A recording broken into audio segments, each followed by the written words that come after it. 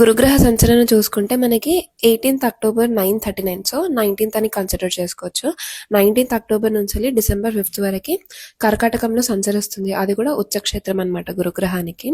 So ఇక్కడ screen పైన చూపిస్తున్నట్టు మిథున రాశి, కన్యా రాశి, వృచ్చిక, మకర అండ్ మీన రాశి వాళ్ళకి చాలా అంటే చాలా అద్భుతంగా ఉంటుంది. ఏదైనా లాంగ్ పెండింగ్ వర్క్స్ ఉన్నాయి అనుకోండి, లైక్ జాబ్ కోసం సర్చింగ్లో ఉన్నా, లేకపోతే వివాహ సంబంధాల కోసం మనం ఎదురు చూస్తున్న మంచిది నచ్చింది రాకపోవడం అయినా, ఏదైనా బిజినెస్లో డెవలప్మెంట్ అయినా, లేకపోతే ఏదైనా కొత్త ఇనాగరేషన్స్ చేయాలి అని అనుకున్నా, ఏదైనా కూడా ఈ 5 రాశి వాళ్ళకి చాలా అంటే చాలా బ్రహ్మాండంగా ఉంటుంది ఈ 2 months, 1.5 months అనేది.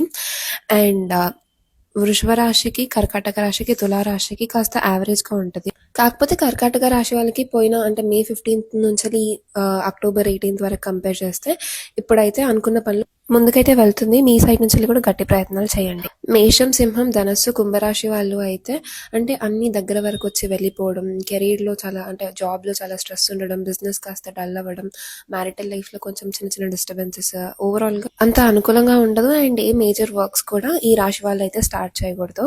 సో ఇప్పుడు ఏ రాశి వాళ్ళకి అనుకూలంగా లేదో వాళ్ళంతా కూడా ఏదైనా గురు చరిత్ర పారాయణం చేస్తూ ఉండండి. అండ్ దీంతో పాటు కుదిరితే గురు యంత్రం అని ఉంటుంది కాపర్ది, అది ఇంట్లో పూజా రూమ్లో పెట్టుకొని ఒక మంత్రం ఇస్తాను నేను. ఆ మంత్రం మీరు ప్రతిరోజు కూడా 108 సార్లు జపం చేయండి.